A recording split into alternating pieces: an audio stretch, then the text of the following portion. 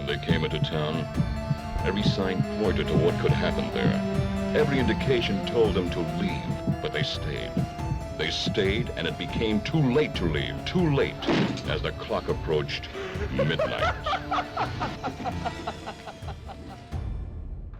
Hey everybody, welcome back. Today we're going to be discussing a film that hopefully is new to you, and it was very new to me. I've owned this for a couple years, but I never actually sat down to watch it. This is what this channel and this series is, Nightmare Flashbacks. I get to see some movies I've never seen before. You get to hear about some movies you've never heard before. It's a mutual thing. So anyway, we're going to be discussing John Russo's 1982 kind of cult movie that is very, very low budget, Midnight, and sometimes known as the Backwoods Massacre. Now, I have owned this Severin release for a couple years now, and I finally decided that I would add it into the rotation because I don't do a lot of like low budget stuff, but I wanted to add it in, as last week we did a big one with Demon Knight. Check that out, I'll link that at the end of this video. But I've wanted to kind of rotate in some of these lower budget movies that I just haven't seen before. And this one was most notable because I was just recently discussing Death Dream on 4K, and that was the first introduction of Tom Savini's special effects, and this also had Tom Savini in it. So when I was like looking at different movies, I was like, oh, I want to see kind of how his special effects kind of evolved at this point. So he actually chose this over Friday the 13th Part 2, which is very interesting, very notable. Didn't really hurt his career in any way because he went on to obviously be a legend of special effects. Just a notable thing here. Now, John Russo, if you're not aware of who he is actually the co-writer of Romero's Night of the Living Dead from a decade prior to this. So the man has, though, in later years claimed that he had way more involvement, as many people do, and Romero cannot dispute these claims because he is not around, unfortunately, but I don't know how much I believe of that, but it really doesn't matter. There's also a sequel to this movie called Midnight, I think Sex, Tapes, and Lies, something like that, some weird title, but I have not watched that film. If that's something that you've seen or you think I should cover after this review, let me know down in the comments below. Midnight follows our main character, Nancy, who has a very weird relationship with her stepfather. He basically does a thing that a stepfather shouldn't be doing, and this causes her to run away. She gets hitchhiked up with two men, and they decide that they're going to take her to Florida. She wants to go to California, but they're like, hey, we can take you to Florida, and then you can figure that shit out from there. I don't know how this works. I don't know where the logic is. Like, hey, we're going to take you to Florida, and then somehow you can figure out your way across, boop, boop, boop, boop, the map to California. But anyway, that's just where our movie is. So they've got to get to the backwoods somehow, and that's what leads us to these weird, satanic rednecks. So she gets in the car. They are, chugging away. They're stealing food, buying gas along the way. They run into a man and his daughter. He's a priest. They pick them up. They're like, hey, gotta go 10 miles, and could you give us a ride? Then we get a little bit of an explanation dump here because they're like, hey, we gotta have the movie dump where we tell you about all the bad things that have been happening in these woods, and you should be scared and don't go camping because people died around here, you know what I mean? So they pick them up, they drop them off, then subsequently they are killed by a big hulking man who is 80-yard laughing a lot in this movie. It's very weird. It's just the dumbest laugh, but it's 80-yard, which is the funniest part, is you see him staring at you, and he's a big hulking guy, and he's just like, and you can't see his mouth moving, so it's just like that throughout the whole movie. It's very stupid and very weird, and it does pull you out of the movie every time. But anyway, he kills both of them. Nancy and them go camping, and then this leads to all of our main characters, two cops who end up just being the redneck brothers, come in, they kill both of the guys, and then Nancy is captured. It is going to be used in this satanic ritual. Now, getting into the very beginning of the film and kind of what sets these things in motion, and then it obviously skips a ton of time, but we have a group of kids and their mother, and they're out in the middle of nowhere. There's a little girl that is in this bear trap. It's pretty grisly here. And they're like, oh, these people can take many forms, from rabbits to jackrabbits, bears and cougars. She doesn't say all that, but anyway, she just says that they can take many forms, and we don't want to be deceived because they can take over us. And it's just literally just a girl. And she's like, well, it looks like so-and-so's sister, but it's not. So they bonk her on the head, they kill her, and they end up sacrificing her at the very beginning of this. And you're like, this is fucked up. This is a weird family. But anyway, the mom is basically telling the daughter, like teaching her how to do these rituals. This is where the title Midnight comes in, as these rituals have to be performed at the stroke of midnight. Even though this really is more of a backwoods massacre, I see maybe why they didn't want the correlation to the Texas Chainsaw Massacre.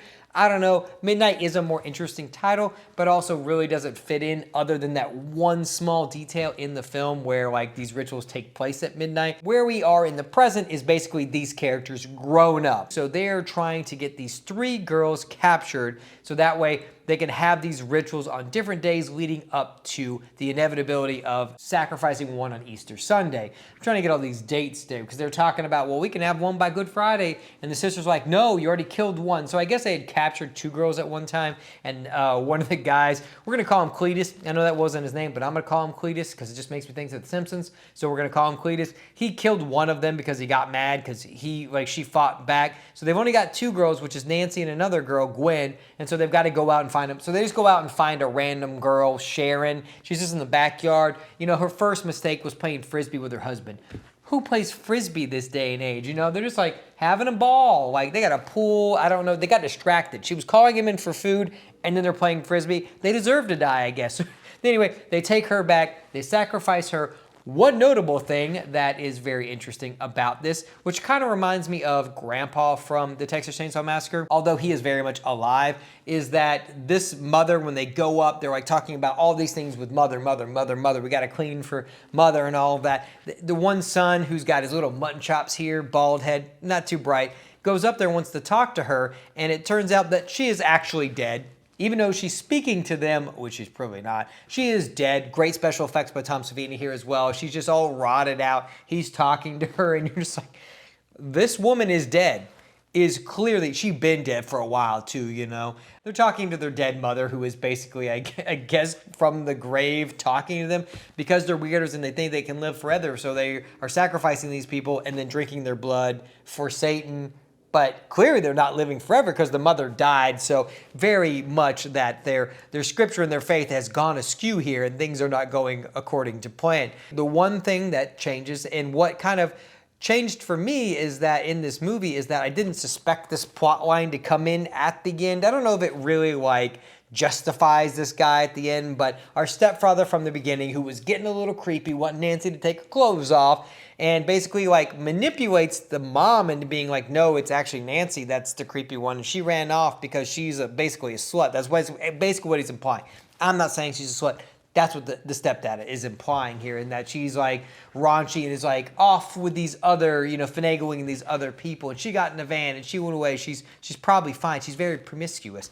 But it turns out that it's actually him, but the mom doesn't know that. And she's like, no, you need to go find her. So this is where that plot line picks up, almost at the very end of the movie, which I thought was kind of weird. I'm like, oh, we've kind of gone through these things and Nancy's not dead yet. She's been captured. But, you know, the stepdad now is going to get involved and try and save her. So he goes to the local cops. He has traced the van because apparently 2 cops that he knew got the license plate. But it does make sense. At least they explain how he found the van. He doesn't just show up, which I think is pretty nice. So I guess script-wise, everything kind of is plotted out, you know, semi-decently. It makes sense why he would be there and how he found her. But anyway, he goes up there. He's basically going to save her now because, I mean, I guess he's a piece of crap and he like basically tried to do some things that are very indecent. So I guess the least he could do is, you know, get her from being, you know, sacrificed to, you know, a god, a devil god, you know. So he goes in, he kills the other 2 guys. Well, he kills the one guy. And then the other guy, Cletus, we'll call him Cletus. So both of them are killed. He ends up getting stabbed by the daughter who learned all these rituals and stuff. So the end is kind of messy. Everything kind of just happens very jumbled. Like it's like the last 5 minutes. So like, hey, we got to get rid of all of these characters, but one has to survive because there's a sequel based on that character. So one dude survives. And honestly, he was probably the slimiest of them all. He's like that skinny guy that's just really creepy. And anyway, so she ends up getting away. She runs away, and then she kills the other guy, sets him on fire. She puts this big thing around the other girl's neck, kills her. So all of them are now dead, including her stepfather, but she has survived and doesn't get sacrificed to Satan, although I don't think it really matters for these people anyway. But that's the movie. That's the whole movie. It's pretty fun. It's very low budget, as, you know, Russo would claim to say after this that the film stock was so low that some of it actually just deteriorated and they couldn't even use the film stock that they had. You know, they just didn't put the stuff in the movie. So I can very much see, you know, all of this. This is actually like a part of the crew that made Night of the Living Dead. So I guess they kind of had some familiarity with each other and they wanted to make this, you know, kind of like satanic panic movie in the 80s. But overall, I didn't think I was going to like the movie. You know, if I could round it out, that's kind of, the good is there, the bad is there's a lot of ADR, there's a lot of bad, like, music in this that, like, overshadows dialogue. It doesn't look that great. It's a very bad, like, VHS thing, and there are some scenes that are way worse than other scenes, so it's very inconsistent. So, overall, I did kind of enjoy the movie. I thought it was a fun little movie at the end when things kind of ramped up and we got involved with everybody and there was, like, some killings and stuff like that. The killings are sparse, special effects, like, you think Tom Savini, you think, like, very grotesque. They're really not, because it's just stabbings. You know, they do cut an entire head off at one point, so that one's pretty cool, and then he kind of holds it. But other than that, there's not a lot of, like, gore in this movie. And so, I don't know. It was fine. It wasn't the best movie I've ever seen. It was just kind of a low-budget kind of Texas Chainsaw ripoff, but I didn't have a bad time with it. I thought it was fun for what it is. Like I said, the movie ramps up and gets better the more you watch it. So I think it's one of those that if you go in and you're kind of hooked from the beginning, then, you know, just know you got to make it through the middle part, because there's a lot of bad acting. The scariest thing in this movie, like Scream 3, is the haircuts. My God, Nancy's haircut is terrible. I mean, I don't know. It's just rough, man. I just see her and she's got a little bowl and then it's very bad. It basically just frames her face. You'll see if you watch the movie. But anyway, that part is the scariest part. The haircuts in this movie are terrifying on all the girls. Anyway, that's pretty much all I've got. But I just wanted to talk about a lower budget movie than what I normally talk about. I've been trying to find weirder and more obscure movies that I already own.